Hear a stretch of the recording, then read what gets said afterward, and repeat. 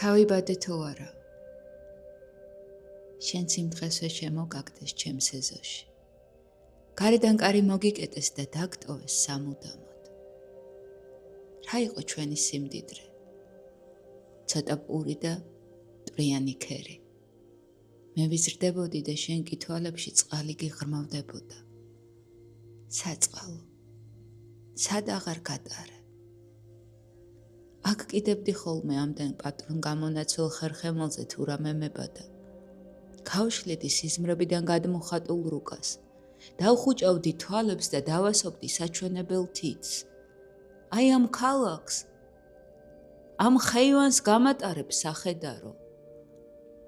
ღვრიეთ გეტყოდი. ან რა ჩვენი ქალაქი ის იყო? ან რა ჩვენი გასავლელი ხეივანი? სულ თავქვე გატარეთ სისთვალებო, როცა უმიზნოდ დაეხეტები. თავქვე დადიხარ, აბა რა არის? რამდენჯერ უხმოდ ჩაიჩოქე, ჩემთვის არც კი ამოგიხედავს. ასე მხოლოდ დედები იჩოქებენ შვილებს, რომ არ დაენახონ, ისიც ხანდახან.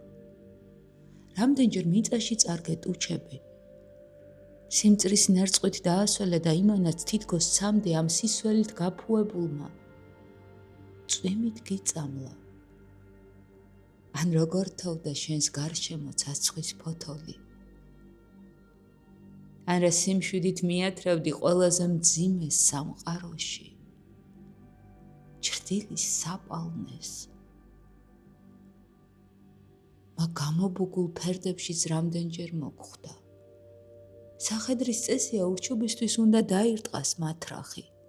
სახედრის წესია ერთი გზით მაინც პატრონის გზას გადაუხვიოს, ერთინებით მაინც მისნებას ასცდეს, მერე გიჟივით გახევდეს მზის ქვეშეთში და პატრონს ისაც კი აფიქრებინოს. წამი გაქვალდა.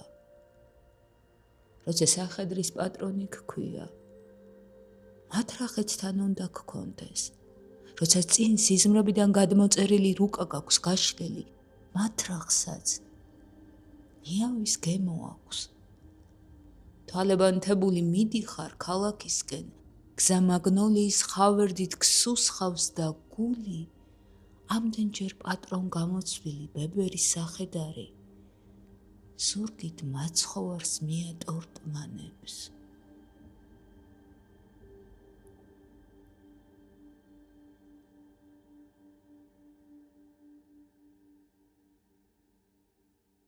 გამოიწერე.